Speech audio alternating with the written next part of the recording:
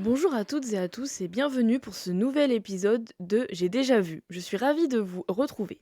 À pied d'œuvre de Valérie Donzelli. C'est son sixième film en tant que réalisatrice. J'ai eu la chance de le voir en avant-première. Tout simplement, ça raconte l'histoire d'un photographe qui décide d'arrêter son métier parce qu'il est plus passionné par ça et de se consacrer à l'écriture. Sauf que être écrivain, ça a un prix et ça marche moyennement pour lui.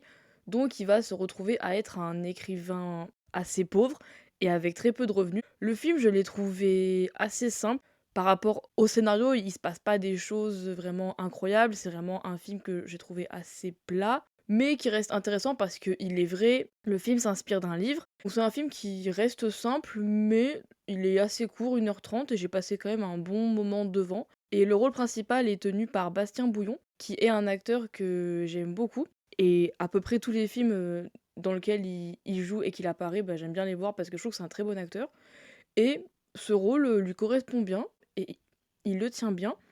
Moi, je trouve que le personnage, on il est un peu mystérieux, on a du mal à comprendre un peu ses intentions, son but, mais au moins je trouve que c'est une bonne, moralité qui prône la liberté et de faire ce qui nous semble juste, même si pour, par exemple, pour sa famille, c'est un peu indécent qu'il soit pauvre pour pouvoir, écrire et qu'il fasse pas le métier de photographe qui lui rapportait assez d'argent.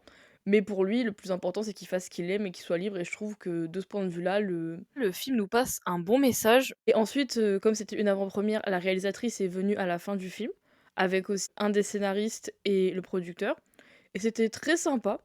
Elle était très énergique, très dynamique, vraiment elle était heureuse de nous partager son film, de nous partager des petites anecdotes.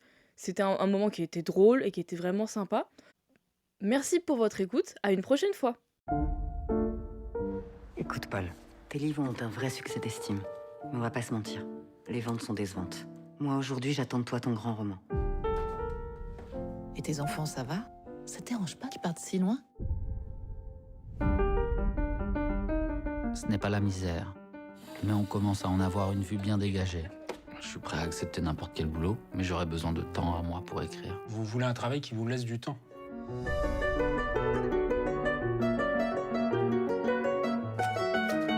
Mais vous faites ça depuis longtemps? Pas vraiment. Ah ouais, parce que vous avez pas trop la tête à faire ça. Gare du Nord? Paul, qu'est-ce que tu fais dans cette voiture? Ah, je travaille.